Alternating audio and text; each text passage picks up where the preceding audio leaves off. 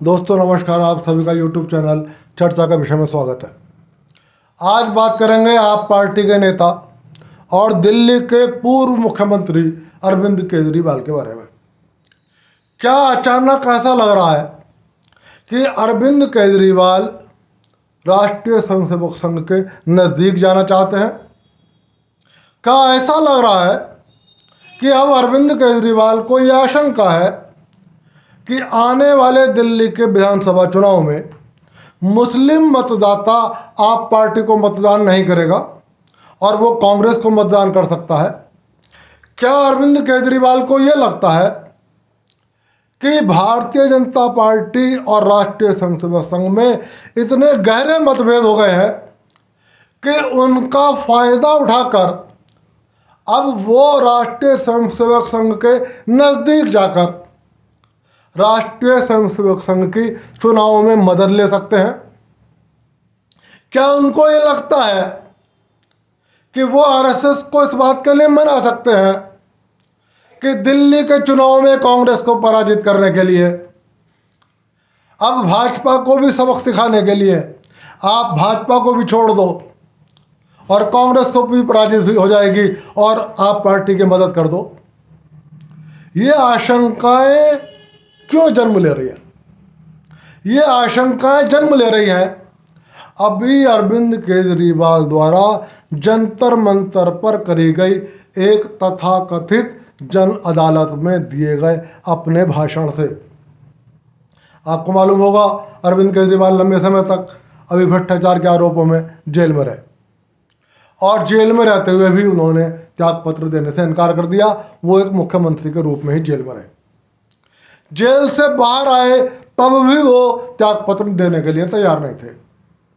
लेकिन जब उन्हें यह बताया गया कि उनके ऊपर इतनी बंदिशें लगी हुई हैं, सुप्रीम कोर्ट ने इतनी शर्तें लगा दी हैं कि वो जेल से बाहर आकर भी एक मुख्यमंत्री के रूप में काम नहीं कर सकते, तब उन्होंने त्यागपत्र देना अपनी मजबूरी समझा और तब भी उन्होंने दिल्ली के किसी कद्दावर नेता को, मतलब आप पार्टी के किसी कद्दावर नेता को मुख्यमंत्री नहीं बनने दिया। मनीष सिसोदिया थे, गोपाल राय थे, संजय सिंह थे, लेकिन सौरभ भारद्वाज थे, लेकिन इनमें से किसी को भी मुख्यमंत्री नहीं बनने दिया। और उन्होंने एक कमज़ोर विधायक जिसका अपना पार्टी में कोई बहुत बड़ा वजूद नहीं है, आतिशी को दिल्ली का मुख्यमंत्री बनाया।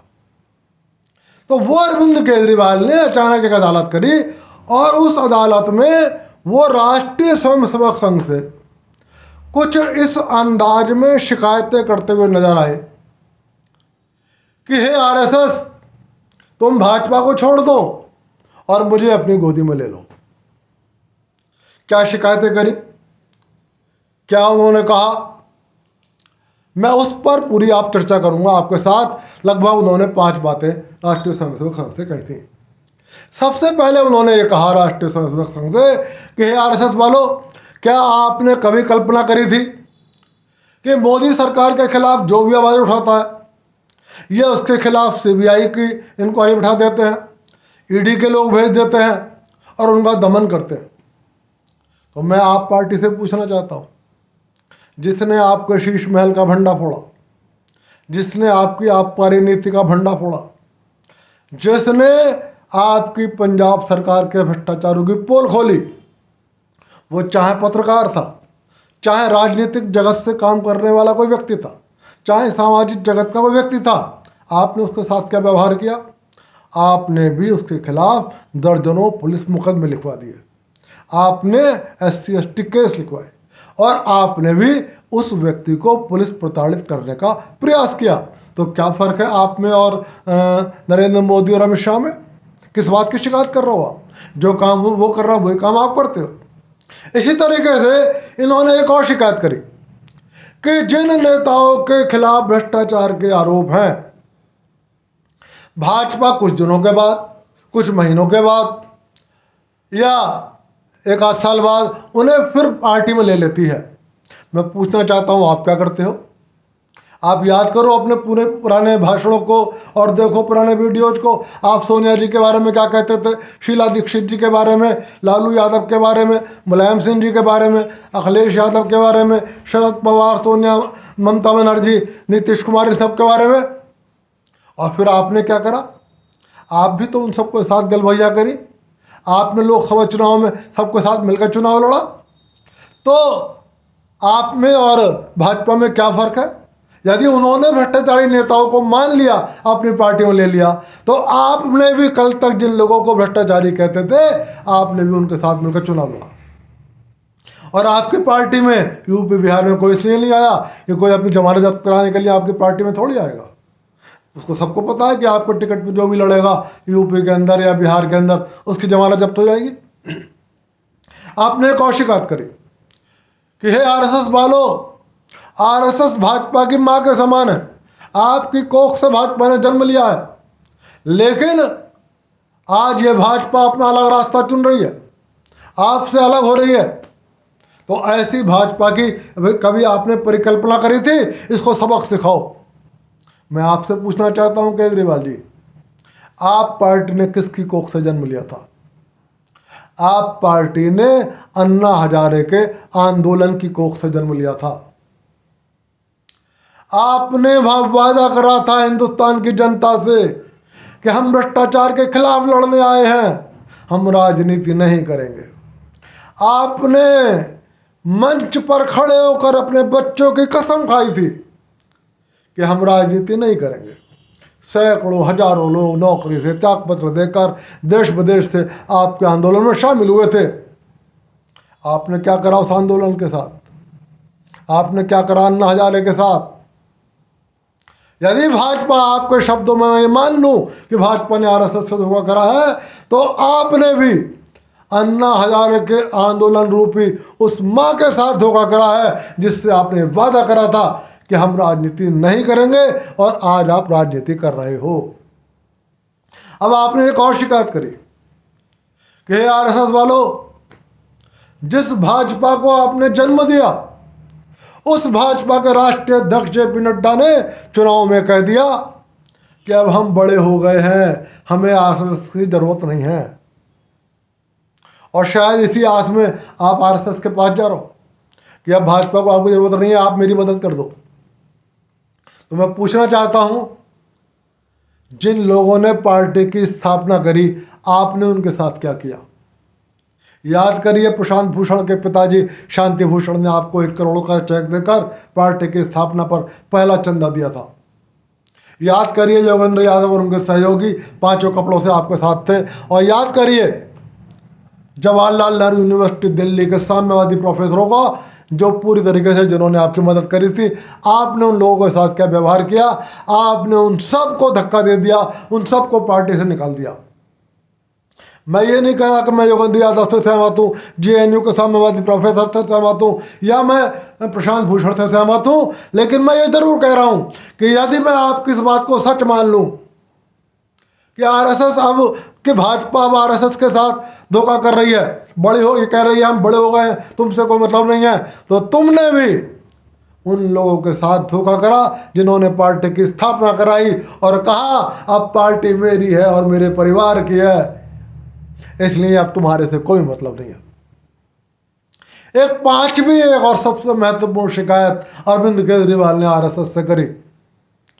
अरविंद केजरीवाल ने आरएसएस से कहा कि जब 2014 में भाजपा सत्ता में आई, तो नरेंद्र मोदी और अमित शाह के ग्रुप ने एक नियम बना दिया कि 75 साल की जिसकी उम्र हो जाएगी, उसको मार्गदर्शक मंडल में भेज दिया जाएगा। और इसी आधार पर नरेंद्र मोदी और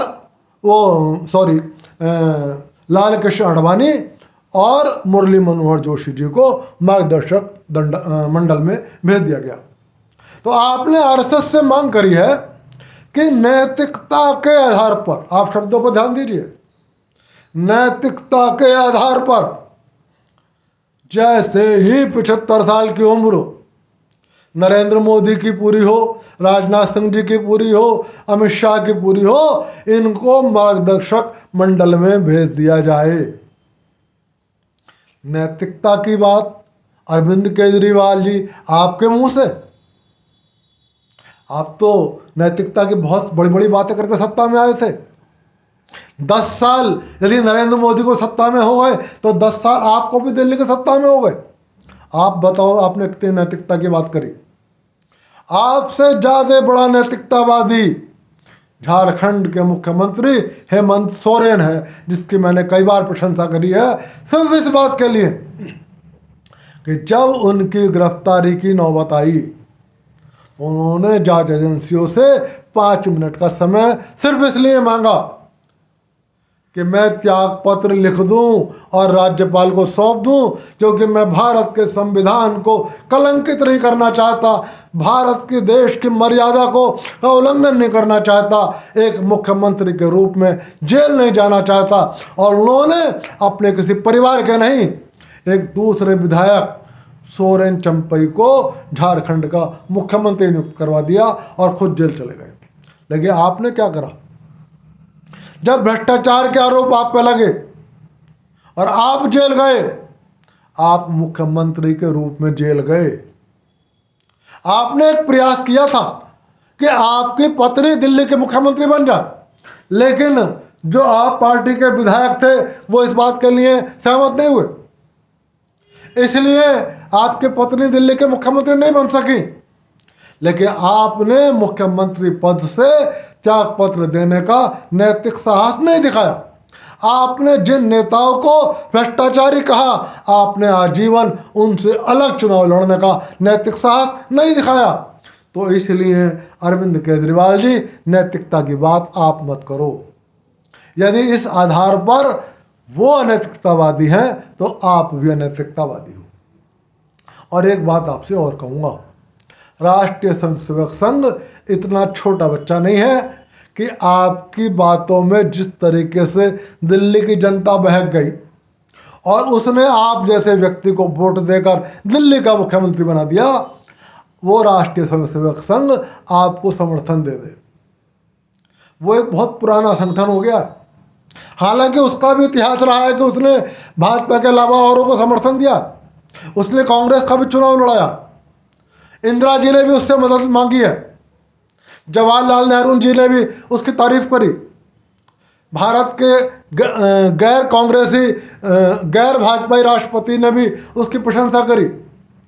लेकिन आरएसएस को आप इतना कमजोर मत समझो कि वो नरेंद्र मोदी से या अमित शाह से या भाजपा से जरा सी नाराजगी पर, सिर्फ इस आधार पर, आपके बना पर कि दिल्ली में अब आपको मुस्लिम वोट नहीं मिल रहे हैं और कांग्रेस पार्टी को पराजित करना है, तो वो आपका समर्थन कर देगा।